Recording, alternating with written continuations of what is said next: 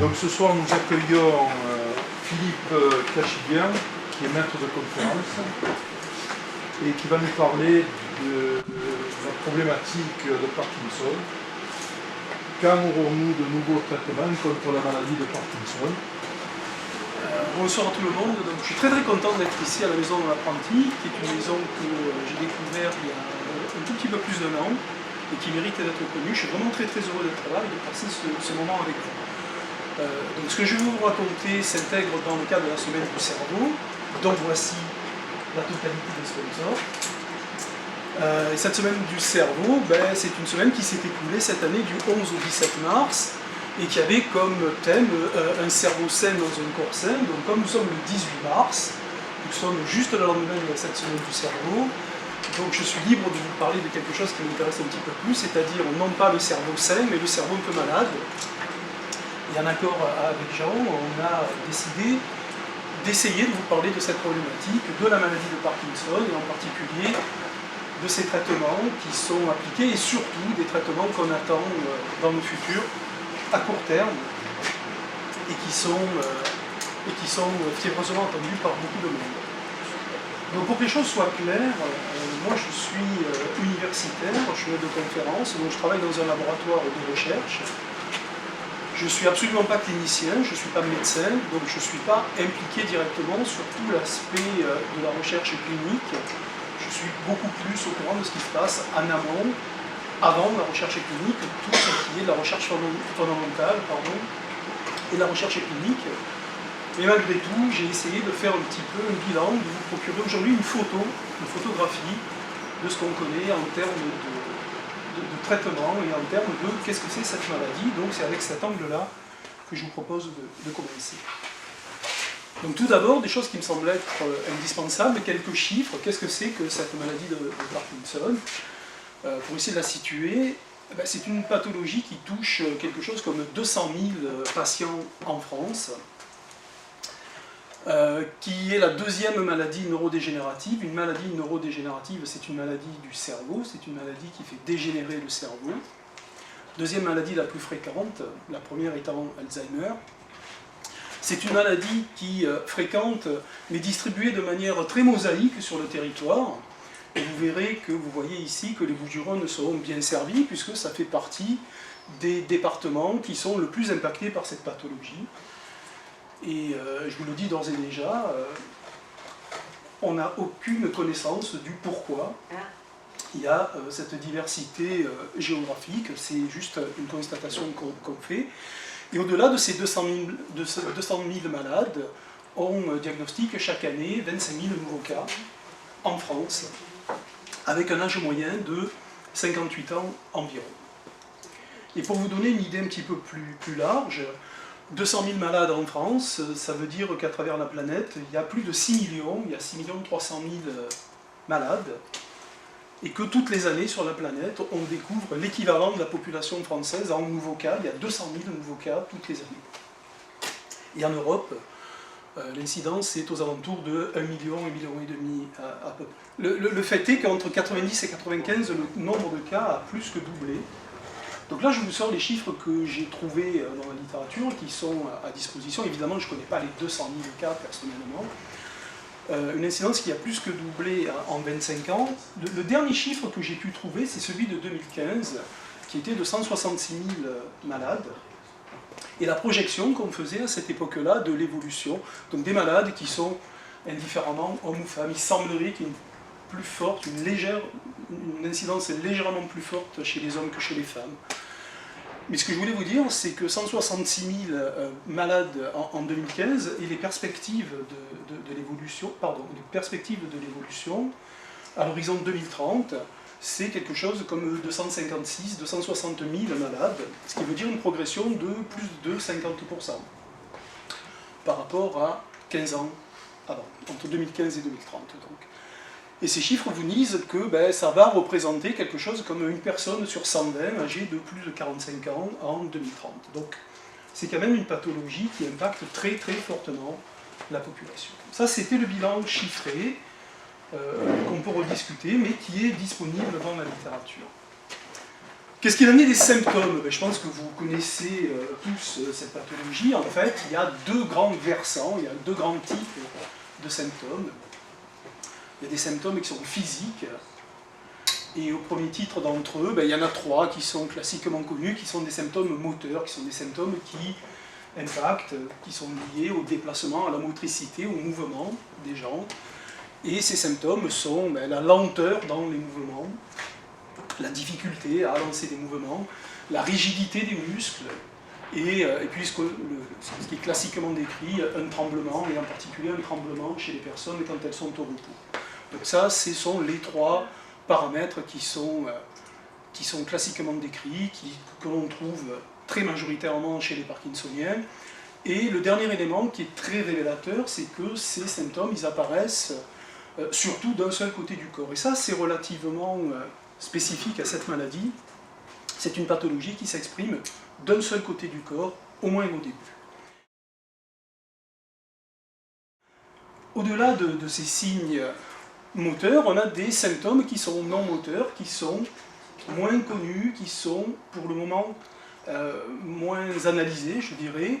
Des symptômes non moteurs qui sont relativement variables, comme des douleurs, des blocages, des problèmes d'élocution, des troubles du sommeil, et puis des choses qui nous intéressent nous en tant que chercheurs depuis quelque temps, parce qu'on pense que ça peut être très intéressant, qui sont des mécanismes, des phénomènes de perte d'odorat. Les parkinsoniens perdent l'odorat.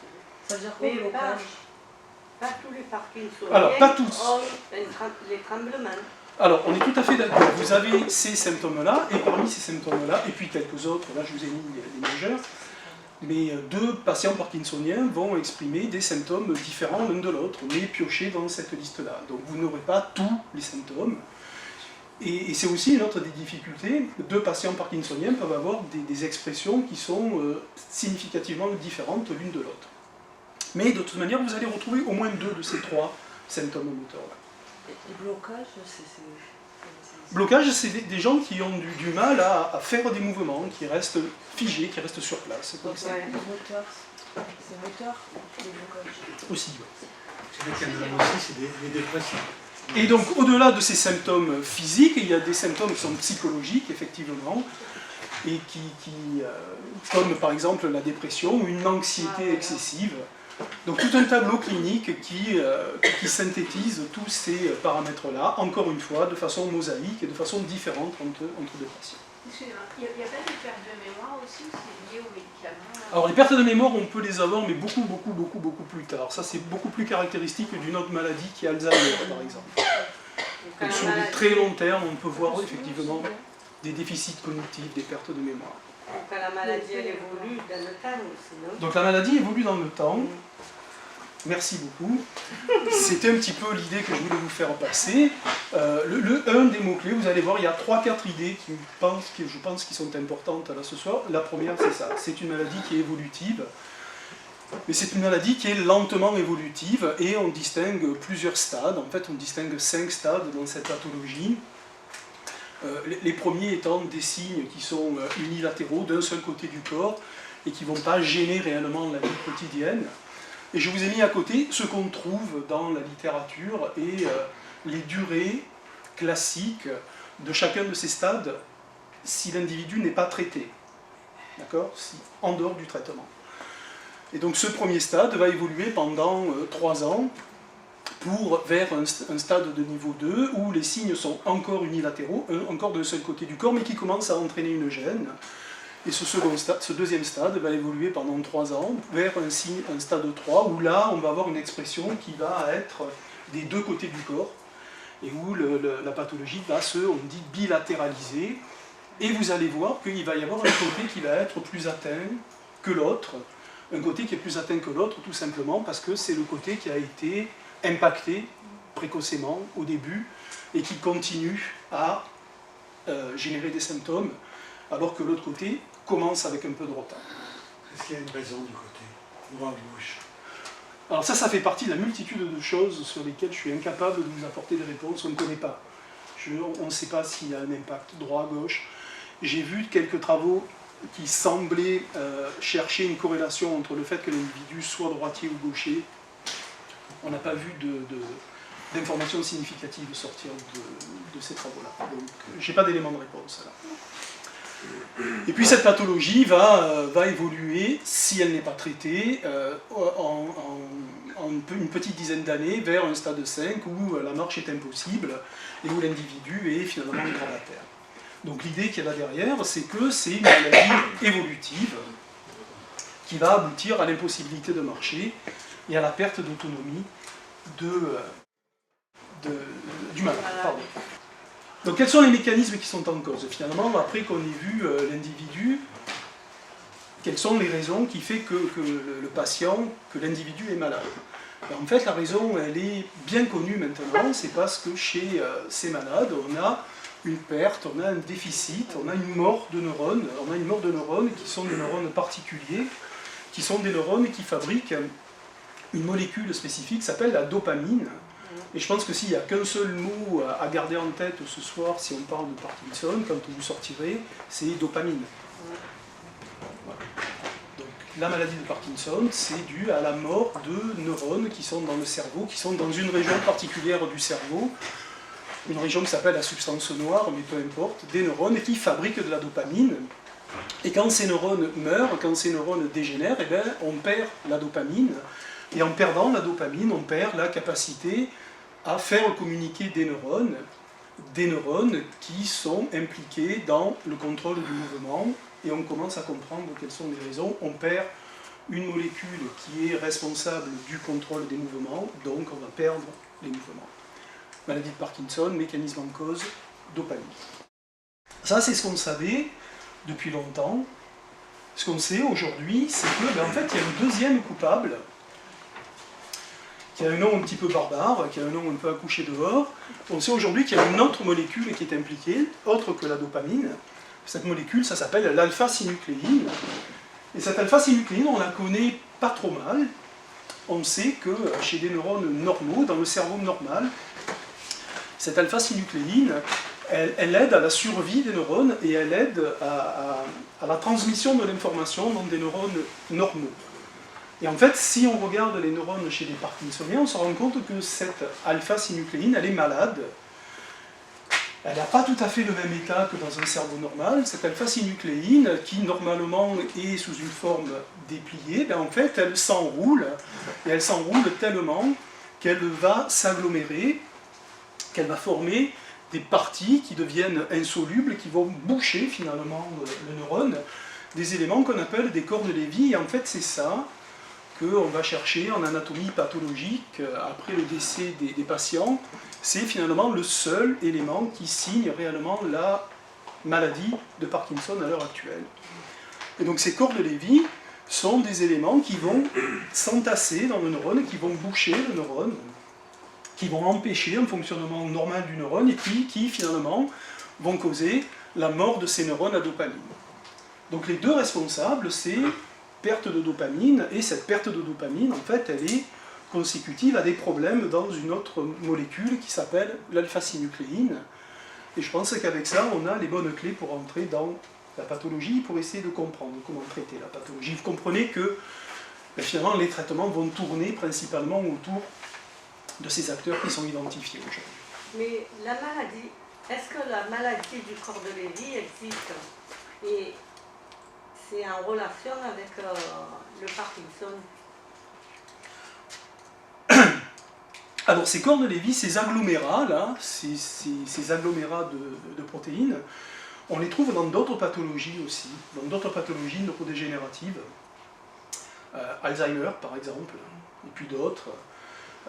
Donc le mécanisme semble être comparable, peut-être pas similaire, mais comparable. On a des protéines qui vont s'agglomérer et qui vont boucher, qui vont empêcher la survie du neurone. Donc effectivement, cette maladie de Parkinson rentre dans le cadre d'une super famille de maladies qui sont des maladies qu'on appelle des synucléopathies, des maladies, des pathies liées à la synucléine. Ça se voit par les REM, c'est ce problème? Malheureusement pas. Malheureusement pas. On est obligé de faire des coupes de cerveau pour regarder à l'intérieur Donc ça fait partie de choses qu'on peut faire que post-mortem, qu'en anatomie pathologique. D'accord. Et comment on se rend compte qu'on a ces symptômes de la Parkinson? Mis à part les symptômes, mais médicalement, une prise de sang, qu'est-ce qu'on peut... Ça fait partie des choses... Non, on n'a pas de marqueurs biologiques qui permettent de diagnostiquer la maladie. Et ça fait partie des grands enjeux qui, je pense, sont extrêmement importants. Je vous en toucherai un mot vers la fin. Je pense que ça fait partie des choses qu'il faut vraiment qu'on considère et qu'on ait plusieurs laboratoires à essayer de développer pour essayer de comprendre quels sont les bons marqueurs finalement pour essayer de diagnostiquer le plus tôt possible, parce que l'enjeu est là, c'est diagnostiquer le plus tôt possible. Parce que tout à l'heure vous avez parlé du stade 1, mais on peut dire qu'il y a un stade 0. Alors. Oui, ça c'est une nomenclature qui est classiquement admise. Le 1, c'est les premiers signes cliniques. On est d'accord. Il y a plein d'autres choses qui peuvent... On est d'accord. Donc en particulier, ce que je ne vous ai pas encore dit, c'est que les signes cliniques sont des signes moteurs, vous l'avez compris, c'est pour ça qu'on va consulter et que le diagnostic est posé, mais en fait, les autres symptômes dont je vous ai parlé, et notamment les symptômes non moteurs, apparaissent avant. Et un autre enjeu, c'est d'essayer de les percevoir le plus tôt possible. Donc ces signes dont on parlait à l'instant, que ce soit l'imagerie, que ce soit autre chose, il semblerait que ces symptômes non moteurs, la perte d'olfaction par exemple, apparaît très tôt, mais la perte d'olfaction c'est quelque chose dont on n'est pas toujours conscient, parce qu'elle apparaît tôt et de manière très lente, très progressive. Donc on a beaucoup de mal à se rendre compte qu'on est en train de perdre l'olfaction, parce qu'en fait, on ne la perd pas du jour au lendemain, elle décroît lentement. Mais ça c'est effectivement quelque chose, donc ça doit être quelque chose comme ça, le stade 0, essayer de trouver les bons marqueurs du stade 0. Et donc pour parler de cette synucléine là, eh bien, elle est présente dans d'autres types de neurones, dans le cerveau de nos Parkinsoniens aussi, elle est présente dans d'autres types et elle serait probablement la cause d'autres symptômes de cette évolution de la pathologie qui va toucher autre chose que les aspects moteurs. Et ce qui est intéressant à savoir, c'est que, eh bien, en fait, il semblerait que ces bouchons d'alpha-synucléine, il semblerait que ces corps de Lévy se transmettent d'un neurone à l'autre comme ça, puissent se propager dans le cerveau de proche en proche. Et ça expliquerait pourquoi la dégénérescence serait évolutive, pourquoi elle se déploierait dans d'autres neurones que les neurones à dopamine. Parce que finalement, ce sont ces corps de Lévy qui vont se propager petit à petit dans différentes régions du cerveau, générant d'autres aspects. Donc il y a une question qu'on me pose souvent, c'est est-ce que la maladie de Parkinson est héréditaire? Ben, en fait, la réponse c'est vrai et c'est faux. Alors c'est faux pourquoi? C'est faux parce que elle est multifactorielle, c'est-à-dire qu'elle est due à des facteurs environnementaux et à des facteurs génétiques. Et les facteurs environnementaux, c'est bien connu maintenant, on sait que les pesticides sont très largement impliqués dans de nombreux cas de Parkinson. Et j'ai trouvé ça, je pense que c'est assez intéressant, c'est classé comme maladie professionnelle dans le régime agricole. Et le plus 13% signifie que il y a 13% de malades parkinsoniens en plus chez les agriculteurs que dans la population non agriculteur. Donc c'est quand même dans le tableau des pathologies professionnelles. Et puis le deuxième aspect, c'est que, bon, il y a effectivement des aspects environnementaux, mais il y a aussi des facteurs génétiques. On a identifié une vingtaine de gènes qui sont impliqués dans la pathologie, mais qui ne sont pas en eux-mêmes responsables. On parle de gènes de susceptibilité, c'est-à-dire que dans le cas le plus défavorable, en fait, un individu a son risque de développer la maladie qui est multiplié par 2,5. Ça veut dire que ce n'est pas parce que vous avez ces gènes-là que vous allez avoir Parkinson, ce n'est pas parce que vous êtes intoxiqué aux pesticides que vous allez avoir Parkinson, c'est un peu une combinatoire de tous ces événements-là qui vont favoriser l'émergence de la pathologie. Donc c'est en ce sens que la maladie de Parkinson n'est pas héréditaire, puisqu'elle est liée à l'environnement et aux facteurs génétiques, et que l'âge reste le principal facteur de risque, cette maladie étant pensée comme étant finalement un vieillissement accéléré du cerveau. Mais en même temps, c'est vrai, elle est aussi héréditaire, parce qu'il existe des formes héréditaires de la maladie. Alors les chiffres sont très variables, vous allez trouver des différences, mais on estime que c'est quelque chose comme 5% des cas parkinsoniens qui sont liés à des mutations d'un gène particulier, Et là, ça ne vous surprendra pas si parmi ces mutations-là, eh ben, une des cibles, c'est l'alpha-synucléine. On retrouve les coupables tout à l'heure. Comment on pose le diagnostic? Ben, le diagnostic, il repose sur les symptômes moteurs. Et en fait, c'est une des catastrophes de cette maladie. Parce que le diagnostic ne peut être posé que dès lors qu'on va consulter. Et on va consulter quand on estime qu'on est handicapé, quand on est atteint, pour aller consulter. Et en fait, on va consulter uniquement quand les troubles moteurs deviennent gênants. Et les troubles moteurs deviennent gênants à partir d'un stade 2 ou d'un stade 3. Tant que ces troubles ne sont pas trop invalidants, il n'y a aucune raison d'aller consulter pour savoir si on est parkinsonien ou pas. Donc ce qu'il y a derrière, c'est qu'on va consulter forcément tardivement, et que dans tous les cas, ben, quand les patients, quand les premiers signes de maladie apparaissent, la maladie a déjà plusieurs années d'évolution, et en général, elle s'est installée depuis plus de 5 ans, et c'est à ce moment-là que le diagnostic est posé. Donc ça, c'est un vrai problème. Le diagnostic n'est posé que tardivement dans l'évolution. Mais si Alors, on s'en aperçoit assez tôt, est-ce que la dopamine qu'on apporte aux neurones peut empêcher l'évolution de L'enjeu est là. maladie? Alors, l'enjeu est là. Pour le moment, j'ai aucune solution à vous apporter en termes de ce que l'on fait va arrêter la maladie. Tout ce qu'on sait faire pour le moment, c'est apporter des solutions pour masquer les symptômes, pour remplacer ce qui manque. Voilà. Donc on va mettre des rustines, on va mettre des roues de secours en permanence, mais en aucun cas on va arrêter la maladie. La dopamine n'arrête pas la maladie. La- L'évolution.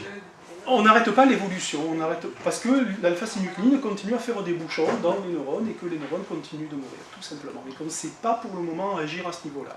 Mais, On sait remplacer la dopamine manquante, oui, mais on ne sait pas arrêter la propagation. Donc, est-ce que ça vaut le coup de prendre de la dopamine? Si vous demandez aux malades, ils vous diront oui, oui, ça vaut la peine.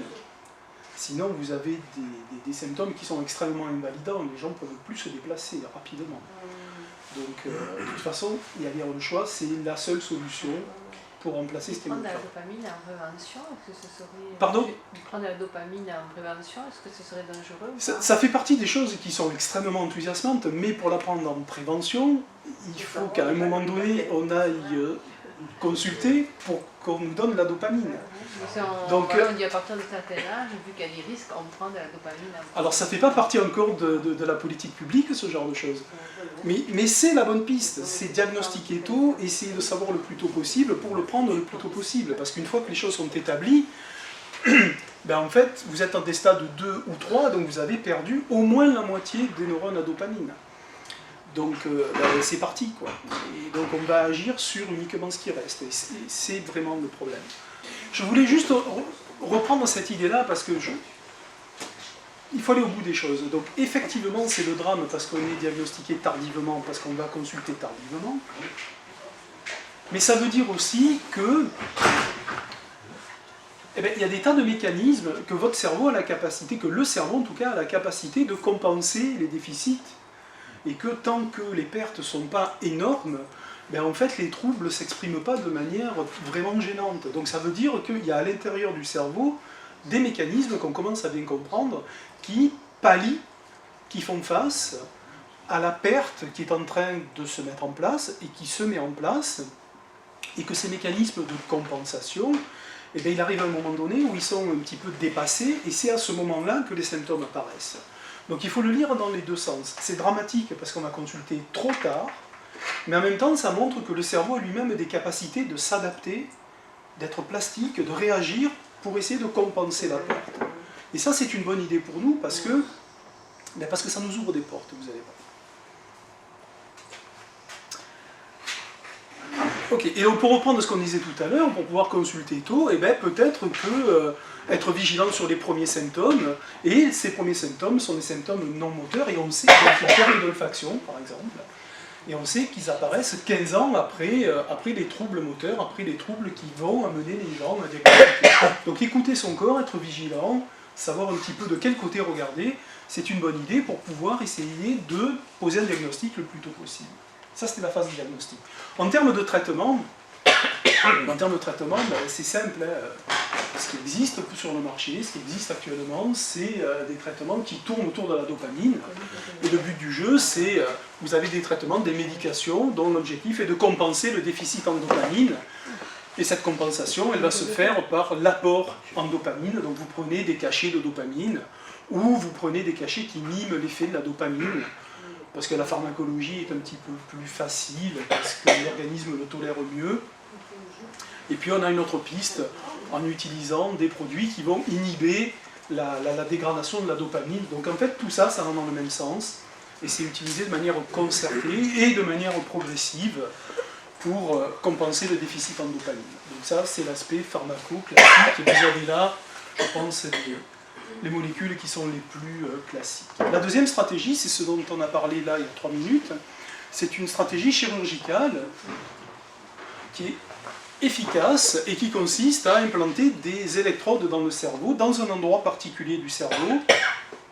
En fait, pour faire simple, entre la région où les neurones meurent et la région où ils sont supposés libérer la dopamine, et en plantant des électrodes dans des endroits très ciblés, et en faisant passer du courant, et donc en activant les fonctions du cerveau, eh bien, on va pouvoir améliorer le sort des patients. Et c'est une stratégie qui marche relativement bien, mais qui malheureusement pour le moment n'est accessible que à certains patients, à ceux qui ne répondent pas ou mal au traitement médicamenteux par la dopamine. Et puis il y a le troisième point dont on a parlé 2-3 fois là jusqu'à présent, qui sont des thérapies d'accompagnement, alors qui vont pas cibler la dopamine et qui ne vont pas améliorer finalement les déficits, mais qui sont extrêmement importantes, comme la kiné, l'orthophonie ou l'ergothérapie, qui rendent service et qui permettent de mieux vivre, de mobiliser son corps, de bouger un petit peu et d'être un petit peu plus en phase finalement avec sa maladie. Mais disons que les deux sont le ciblage de la dopamine et la stimulation. Alors c'est pas tellement la maladie, c'est le fait que comme vous êtes en déficit de dopamine et que vous surstimulez les systèmes en dopamine par des stratégies de votre choix, et bien en fait comme vous surstimulez un système, ça va déséquilibrer le système dans un autre sens. Et effectivement tout ce qui est addiction, pulsion, on va pouvoir le voir s'exprimer chez des malades qui sont traités par la dopamine, et ça fait partie des limites du traitement. C'est qu'ils perdent leur efficacité au bout d'un moment. La dopamine, c'est une molécule du plaisir. Effectivement. Donc vous allez stimuler tous les circuits de votre cerveau qui sont impliqués dans le plaisir, la joie, l'addiction. Donc ça, c'est une des limites du traitement qui fait que si l'efficacité sur les symptômes moteurs est assez bonne, et bien en fait, vous allez perdre de l'efficacité au cours du temps. Donc les doses doivent être adaptées et vous ne traitez pas les symptômes non moteurs et vous développez des symptômes parallèles à votre traitement. Mais pardon, mais par rapport au traitement chirurgical, oui, c'est peu utilisé, c'est qu'il y a de lourdes interventions. C'est très invasif, ça demande une chirurgie extrêmement lourde. Parce qu'on n'a pas ces effets négatifs par contre. Si, pareil. Vous avez des gens qui sont compulsifs, des gens qui sont addictifs aussi.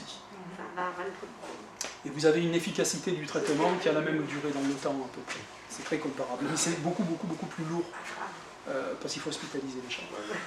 L'autre message important, jusqu'à présent, Parkinson, dopamine, alpha-synucléine, on est à peu près d'accord. L'autre message important, c'est que les traitements qui existent aujourd'hui ne sont en aucun cas curatifs. C'est ce qu'on a dit tout à l'heure, on a des traitements qui vont courir après les symptômes, masquer les symptômes, mais ne pas arrêter la maladie. Okay.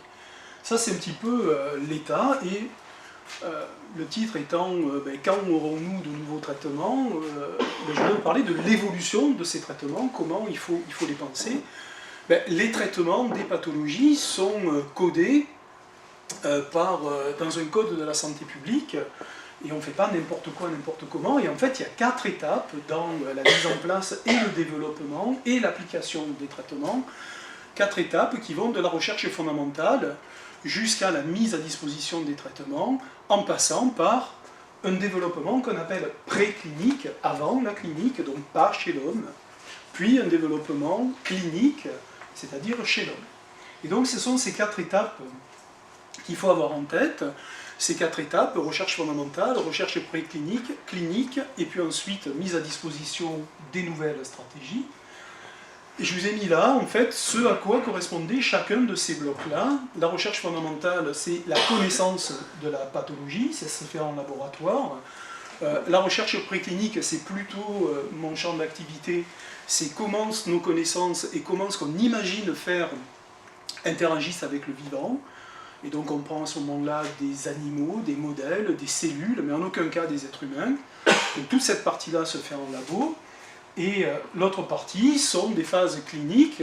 Et ces phases cliniques, ben, vous avez 3 parties qui sont très clairement codées avant qu'un médicament puisse être mis sur le marché. Et même une fois qu'il est mis sur le marché, on a une 4e phase qui suit l'évolution de la médication pendant tout le temps pour s'assurer que ce qui est mis en place n'est pas nuisible et apporte bien des bénéfices thérapeutiques. Donc l'idée, c'est qu'entre l'initialisation d'une recherche et l'aboutissement à quelque chose sur le marché, ben, là aussi, ce sont des chiffres moyens que j'ai pris de différentes études. Il faut compter entre 12 et 15 ans.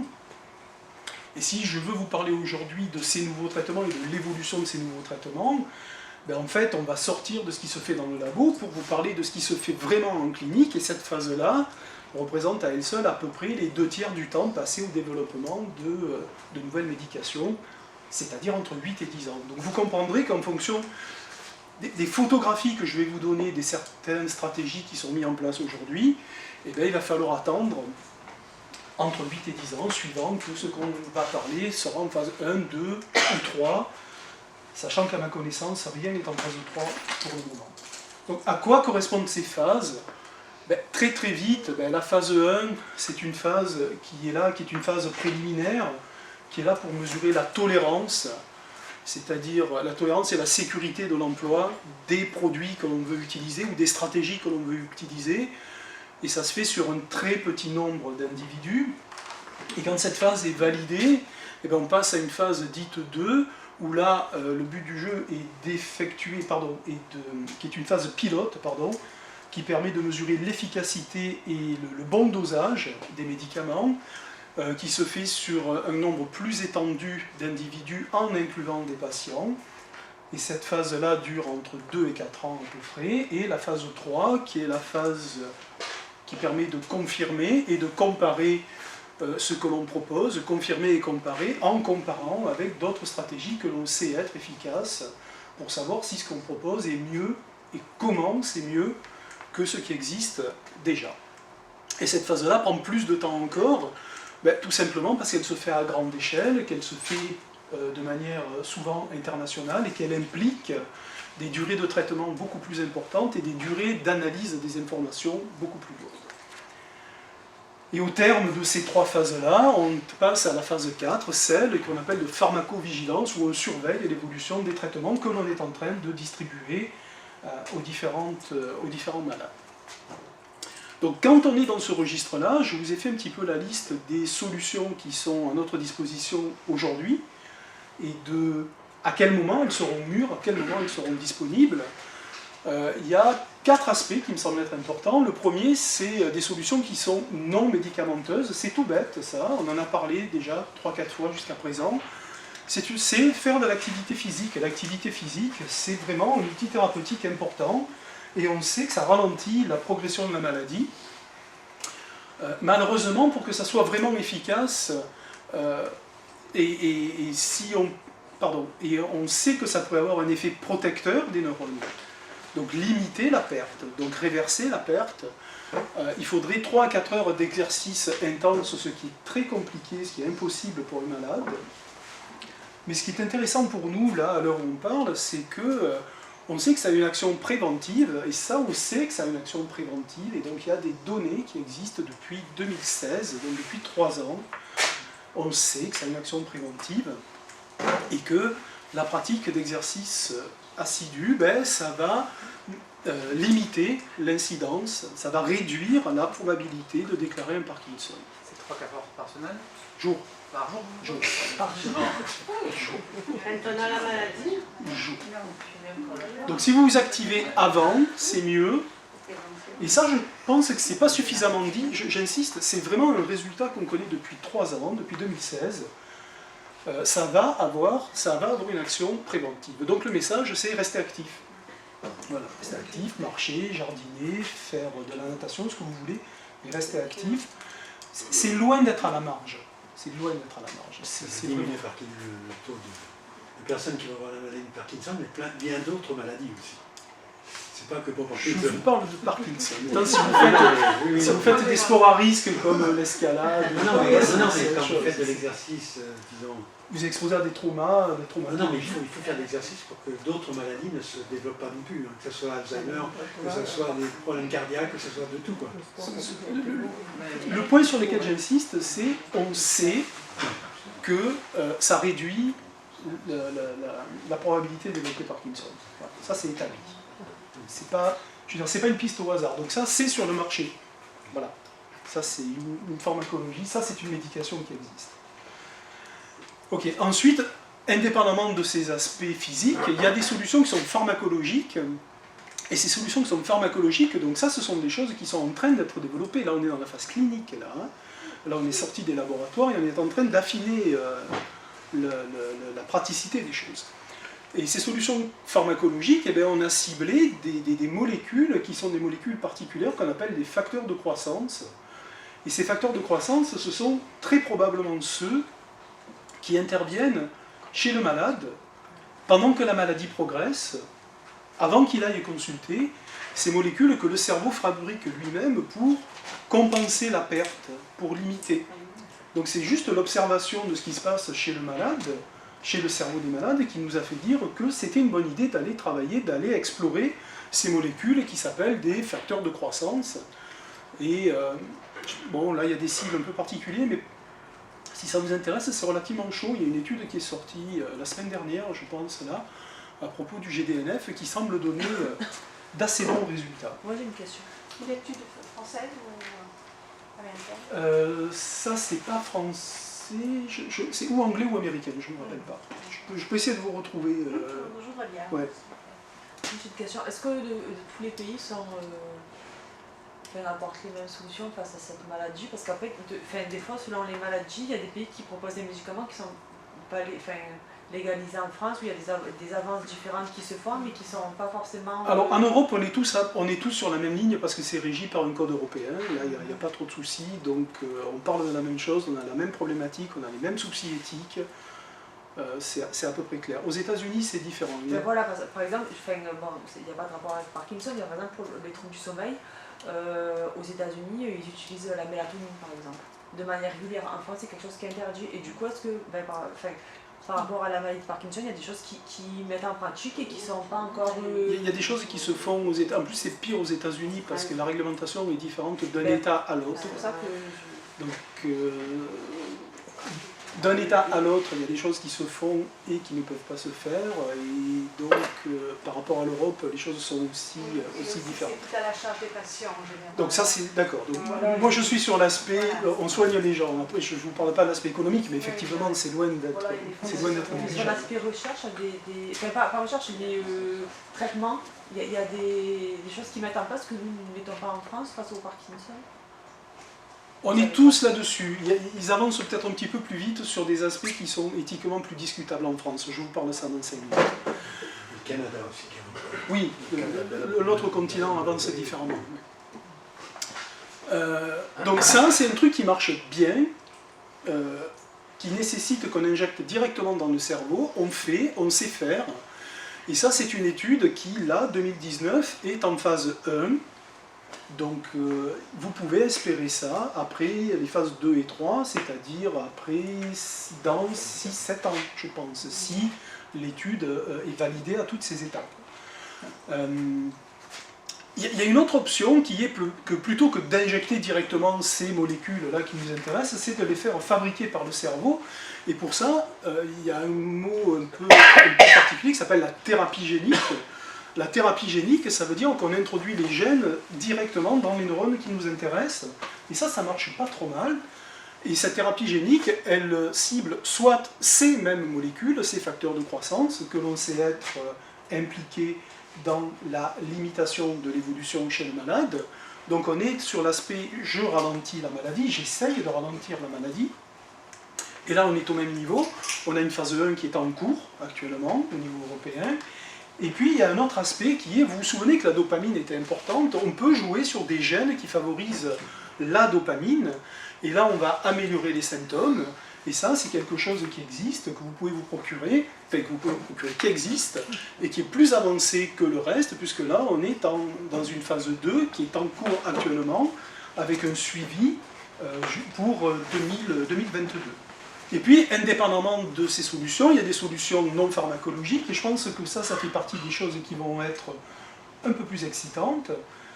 La première de ces solutions, c'est améliorer cette stimulation dont on parlait tout à l'heure, pour pouvoir l'appliquer à davantage de patients que ceux qui sont éligibles pour le moment.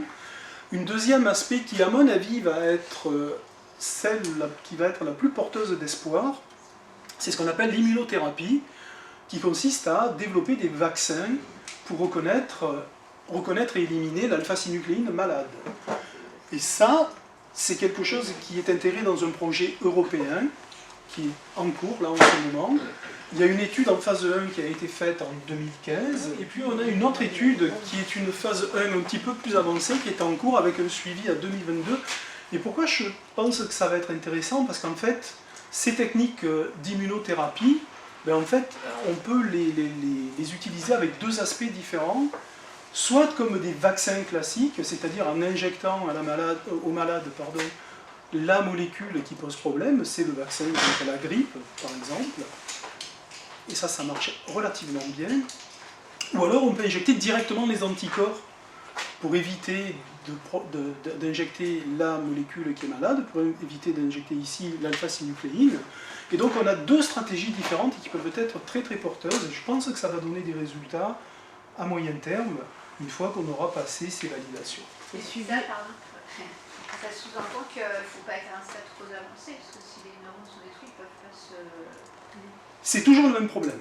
C'est toujours le même problème. Donc, je vous parle de la photo là, pour le moment. Pour le moment, tout ce qu'on sait faire, c'est travailler chez des malades qui sont diagnostiqués. Oui, mais en début de phase, par exemple, si c'est pour le vaccin, il faut que ça soit au début un stade assez petit. Ça, c'est la phase de développement du médicament, c'est pas la phase... D'accord. Mais ma question, c'est, imaginons que ça marche, ce vaccin. Il vaut mieux prendre le patient le plus tôt possible. Oui, parce qu'à un certain stade, On est d'accord. On est d'accord. Donc là, je vous parle de l'état des lieux, pour le moment, de ce qui est en clinique, c'est-à-dire de ce qui est sorti des labos, et qui sont ce qui est dans les mains des médecins. On parlera tout à l'heure de ce que nous, on sait faire. Je pense qu'il y a des trucs aussi, mais qui vont demander un plus long terme.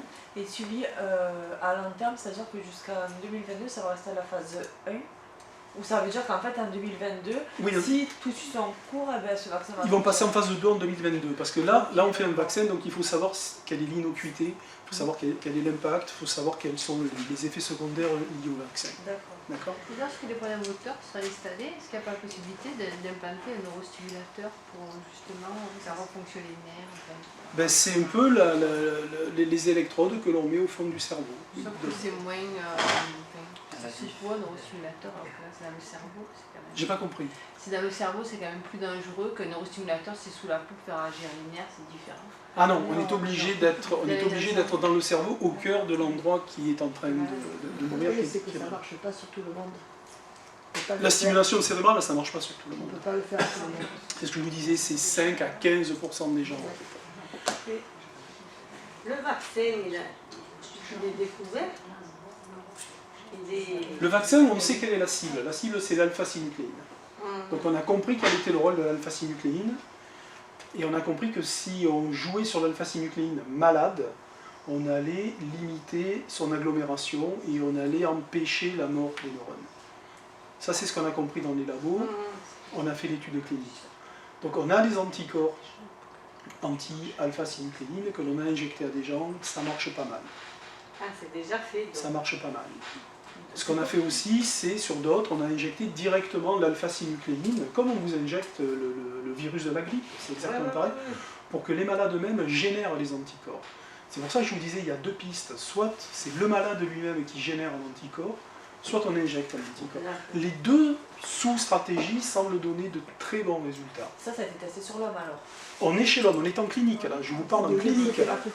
Là, on est sorti des labos depuis un moment là. On est en clinique, ça c'est l'état des lieux en clinique. Et ça c'est un projet qui implique la communauté européenne en totalité. Donc je pense que ça peut donner des résultats porteurs à l'horizon post-2022. Voilà, c'est ce que je voulais dire.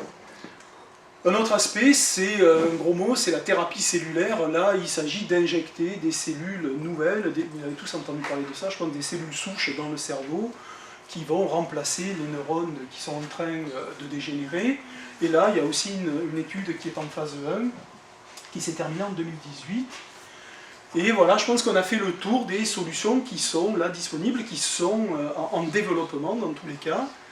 Et je voulais vous parler d'approches alternatives au sens large, parce que je pense que ça, vous allez en entendre parler si vous êtes intéressé par cette pathologie. Il y a deux approches alternatives qui sont discutées, qui sont rentrées dans des phases cliniques. Il y a ce qu'on appelle la nicotinothérapie, c'est-à-dire traiter les parkinsoniens par la nicotine. Et ça, en fait, c'est lié au fait qu'on s'est rendu compte que chez les gens qui fumaient beaucoup, l'incidence de Parkinson était plus faible. Donc la nicotine semblait... Alors, ils avaient bien d'autres problèmes. Moi, j'ai entendu le cannabis aussi, qui limitait les... Et puis, l'autre approche alternative, c'est le cannabis. Ah, voilà. Donc on est toujours dans des choses alternatives. Mais on est en... Alors, la nicotine, il y a une étude en phase 2 qui est en cours, les résultats sont très contradictoires. Il ne faut pas confondre nicotine et cigarette. D'accord ? Alors, il y a de la nicotine dans la cigarette, mais il y a bien autre chose que de la nicotine dans la cigarette. Donc la nicotine peut fonctionner, la cigarette, c'est autre chose. Donc, vous mourrez d'autre chose en fumant beaucoup que de Parkinson. Voilà. Mais bon, il y a une étude de phase 2 qui est en cours, phase 2 quand même, là, qui est en cours. Et puis il y a le cannabis thérapeutique, ça je l'ai mis parce que... en tant que Marseillais, pas parce qu'en tant que Marseillais, parce qu'il y a une étude qui va se développer à Marseille, chez Olivier Blain à la Timone, et puis des collègues chercheurs. Il y a une demande d'études cliniques sur le cannabis qui est en cours, qui devrait être validée, et donc Marseille devrait être un centre pilote pour ce genre d'études. Et en fait, ces deux études existent parce que les consommateurs de l'un ou de l'autre disent que ça améliore leurs symptômes. L'étude clinique pour la nicotine est contradictoire. Pour le cannabis, comme souvent le cannabis est inhalé avec la cigarette, on ne sait pas trop si c'est le cannabis ou la nicotine qui est fonctionnelle, mais ce sont deux pistes qui sont étudiées en clinique. Les résultats cliniques sur la nicotine sont très contradictoires. Il y a des groupes de patients chez lesquels ça marche pas trop mal, il y a des groupes de patients chez lesquels ça marche pas du tout. Donc il y en a quand même chez certains, ça marche chez certains. Est-ce qu'on a listé les éléments qui pourraient empêcher que cette nicotine marche? L'antériorité, l'habitude qu'a les gens de fumer des quantités diverses et variées Il vaut mieux appliquer ça à des fumeurs, des anciens fumeurs ou des fumeurs. L'historique de chacun impacte beaucoup sur le rendement d'un traitement donné. Mais si l'historique, c'est subtil, on ne peut pas appréhender auparavant. C'est tout le problème de la recherche clinique, parce que dans les labos c'est un petit peu plus simple pour nous, on a des structures qui sont, on a des animaux, on a des modèles, on a du matériel biologique qui est plus homogène. Quand vous êtes en clinique, vous avez des parcours personnels qui sont très différents, et ça peut expliquer pourquoi une stratégie est bonne chez l'un et pas bonne chez l'autre. Ça explique aussi pourquoi un parkinsonien a un tableau clinique alors que l'autre a un autre tableau clinique, parce que ça évolue de manière très différente. Si on parle des enjeux de la recherche, donc de ce qui se passe dans les labos, ce que je connais un petit peu mieux que ce qui se passe en clinique, donc ces aspects très en amont là, d'accord, ici, qui, s'ils évoluent, pourront donner quelque chose dans beaucoup plus longtemps que dans 10 ans. D'accord ? Pourquoi le cannabis, en suivant la flèche, ça a été en recherche clinique, puisqu'on est en phase 2, et pourtant il va être pratiqué à la Timone. Il n'était pas en phase 2. Il n'était pas en phase 2 ? Non. Il y a une demande d'études cliniques. Non, c'est une demande d'étude. La phase 2, c'est la nicotine.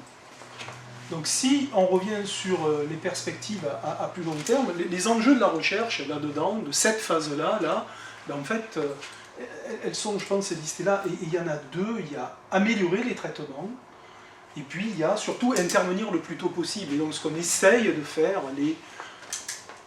ce dont je viens de vous parler, c'est entre les mains des cliniciens. Donc ils vont faire les études, ils vont développer les protocoles, ils vont affiner, tout ça, ça ne nous appartient plus finalement. Ça existe, ça demande juste à être finalisé d'une certaine manière. Là, je vous parle des choses qui sont plus en amont. Le plus en amont, ce qui nous intéresse, c'est améliorer les traitements, intervenir le plus tôt possible. Et dans ce contexte-là, je pense qu'il y a trois nouvelles voies qui sont ouvertes depuis vraiment pas longtemps pour essayer d'améliorer et de soigner. Il y a une voie qui est d'activer les centrales énergétiques des cellules qui sont en train de mourir. Pourquoi? Parce que, en fait, Parkinson, on commence à comprendre que c'est un vieillissement accéléré des cellules. Donc si on arrive à récupérer l'énergie des cellules, à activer leurs centrales énergétiques, on risque de faciliter leur survie, d'éviter qu'elles meurent. Et il y a plein d'études qui sont faites autour de ça, notamment des thérapies géniques qui utilisent un ADN un peu particulier. La deuxième voie qui aussi m'amène à être relativement optimiste sur l'évolution des prochains traitements, c'est maîtriser l'inflammation cérébrale. Parce que on a compris depuis très peu de temps que quand un neurone mourait, ben en fait, il libérait des tas d'informations autour de lui et que les signaux qui étaient autour de lui, ben, ça activait les cellules qui étaient autour, qui allaient se mettre en route, s'activer comme une inflammation, comme ce que vous avez au niveau de la peau quand vous avez une agression, ou suite à l'agression, vous avez une rougeur qui s'étend, et bien là, c'est la même chose, on a une inflammation cérébrale, et on sait que les anti-inflammatoires peuvent être extrêmement intéressants pour limiter cette inflammation, pour limiter cette progression d'alpha-synucléine. Et il y a déjà des résultats qui sont très intéressants pour nous en recherche en labo, sur des trucs très bêtes comme l'ibuprofène, qui est un anti-inflammatoire non stéroïdien, qui semble donner de bons résultats précliniques sur la pathologie. Et puis le troisième aspect qui est intervenir le plus tôt possible, et ça c'est quelque chose qui nous tient beaucoup à cœur, c'est essayer d'identifier des biomarqueurs, des étiquettes biologiques qui permettraient de savoir très tôt si le malade est malade. Un biomarqueur, c'est un gros mot, mais en fait, quand quelqu'un est diabétique, on fait une mesure de sucre dans le sang, et c'est la mesure de sucre qui est l'étiquette et qui est le marqueur du diabète.